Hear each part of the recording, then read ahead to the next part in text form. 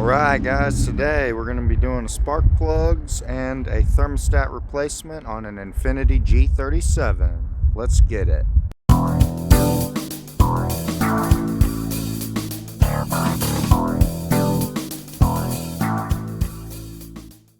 Alright guys, I just want to take a minute here to sincerely apologize for the absolutely terrible audio quality that you're about to experience in this video.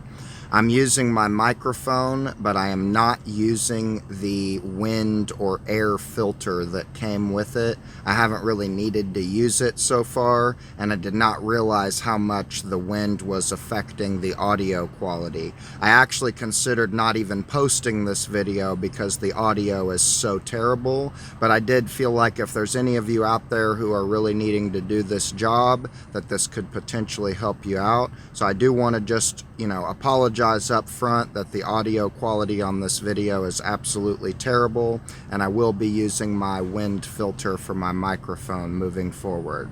Back to the video. Alright, so this is the vehicle right here.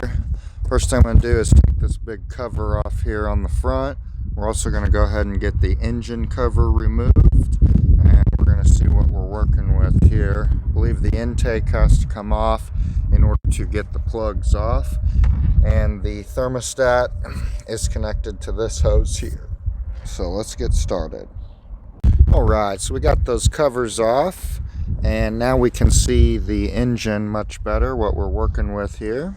So I think as far as the thermostat goes, I might just go ahead and remove the coolant reservoir, and I'm going to go ahead and remove the air box, and that should give us more than plenty of room to work at that thermostat.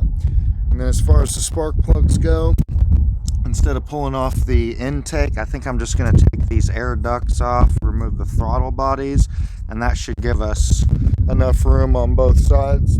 Pretty much the same over here on the passenger side.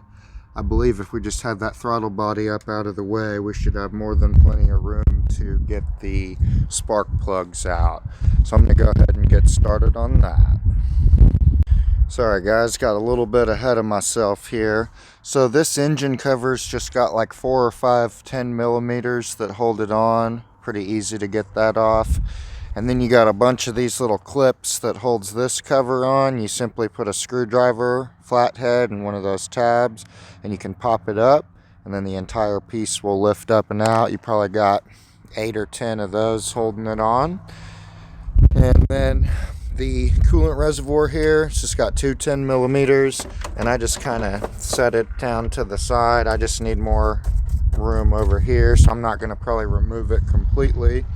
And then as far as the air box goes, we got that right here. Kind of sits in the vehicle just like that. So we got 1 10 millimeter. We got a couple of these little nipples here on the bottom that are going to attach into these grommets. And then, of course, we got the clamp here that holds it to the air duct. The only other thing on that is this little clip.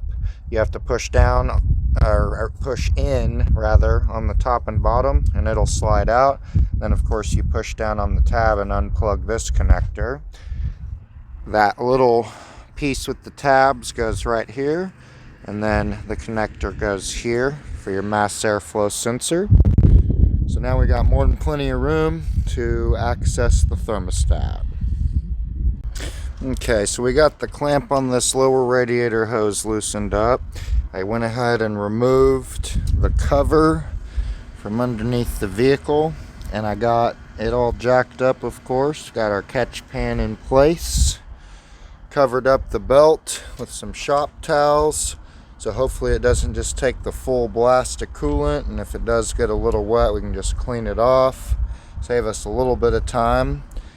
And I'm going to go ahead and drain the system now. I did a whole lot of work for that. I thought there was going to be a whole lot more coming out than that, but that is totally fine. So now, I need to remove that housing piece right there. It looks like there's 3 bolts on it, I believe.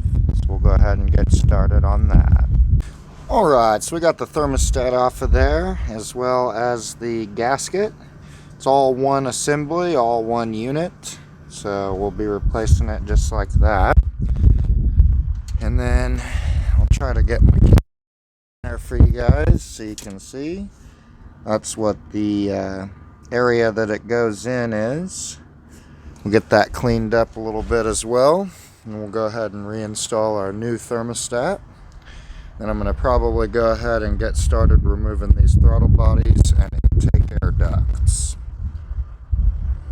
Alright, so here's our new part. And thankfully the seal came with a little sticker on one side, or the gasket did rather. So I'm going to go ahead and reinstall that now.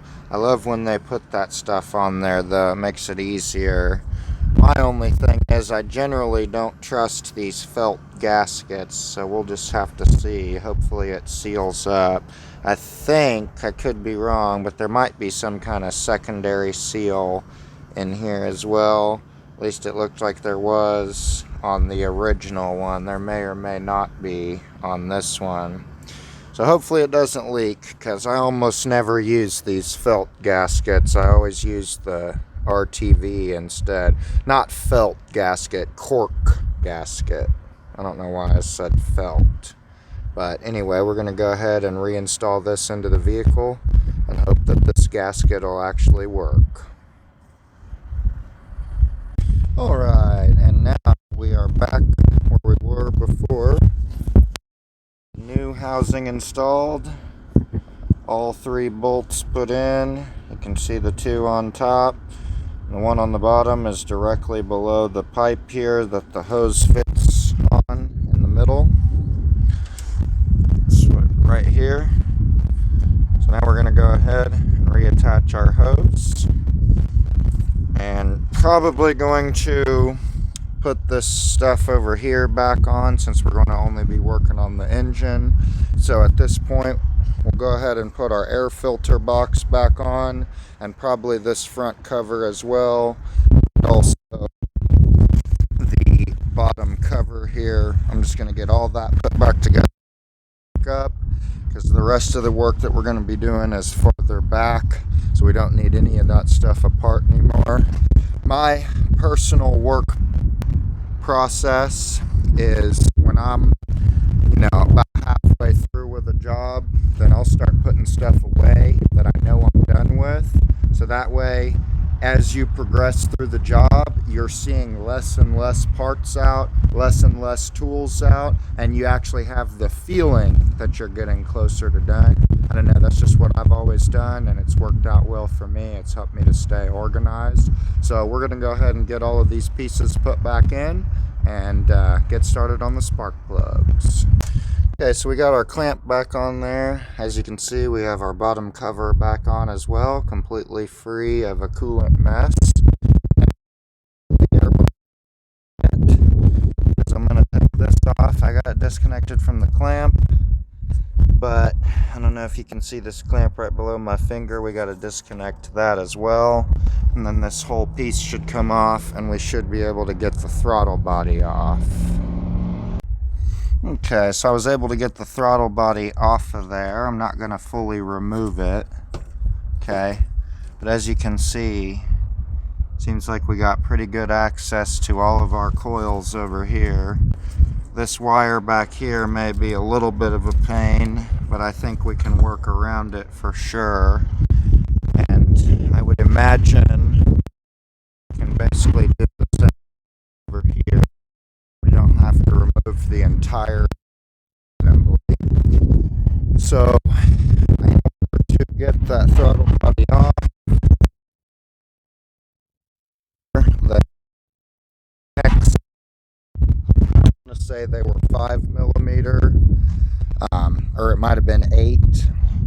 I'm not sure. My half of my Allen sockets aren't labeled, but this should get you to the point where you can start pulling coils off. So that's what we're going to do now. Alright, so as you can see, we got all the coils out. I do want to take this opportunity to mention that on this particular vehicle, they are not the regular size spark plugs. They are actually a 14mm spark plug, and I can kind of show you what they look like. Many Asian vehicles, Japanese vehicles, whatever, are using this type of plug. And you may or may not be able to tell the difference, but this part right here where the socket goes on is very, very small compared to a regular plug. And so if you try to use a regular spark plug socket, it's actually not even going to fit in the hole. So if you're going to try to do this job, you better make sure you have a deep well 14 millimeter on hand, or better, the 14 millimeter spark plug socket. Alright, what they look like. Went ahead and installed the new ones. We got our 3 coils back in place. We got our throttle body back on. Make sure you put a new throttle body gasket on there. And now we're going to go ahead and put the air duct back on, as well as the air cleaner box.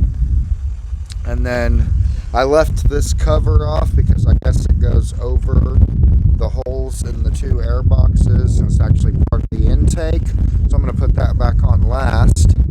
And box back in over here. I'm going to go ahead and move to the passenger side, and I will be sure to point out any notable differences between this side and the other side. Okay, so we got everything put back on this side. Everything's good to go. We got our clip hook in, connector plugged in. So we're going to come over to this side, and I got the air box out. You can see over here, we got that out. This air duct is slightly different than the other one. It's still going to go on there like this. This part's on the front, this part's on the throttle body. But then this extra piece over here has a 10 millimeter bolt that holds into the top of the intake. And then that hose that connects to that is this one right here. And it actually goes down and connects to the valve cover. And we just went ahead and took our bolts out as well. And the only real difference over here is that the more difficult one is the front one instead of the rear one. This one has more stuff over it, but I'm confident that we'll be able to get that coil out of there, no problem. We're going to go ahead and get those coils fully removed and get the plugs done on this side. Okay, so the old Denso plugs removed, and I've got all 6 of the new GK spark plugs installed. And I'm going to go ahead and put the coils back in now. These ones I didn't even really have to unplug. Moved them off to the side there. So I'm going to go ahead and do that, and we will be even closer to done. Alright, so we're pretty much on the final steps here. I got the coils back in, I got the throttle body back on, the air duct put back on. Throw this bolt back in, got that clamp on there, the passenger side, and then cover back to fill it up with coolant. Alright, don't forget to fill your coolant back up. We got our cover back on here. Back on. I'm going to go ahead and start the engine, make sure that the heat works, make sure it's not overheating, make sure that the temp gauge stays roughly in the center, and we also want to make sure that there's no check engine lights, no misfires, anything like that. And once we've done that, we're all finished up. That's going to be the end of our video. I really appreciate y'all watching. Please like, comment, and subscribe.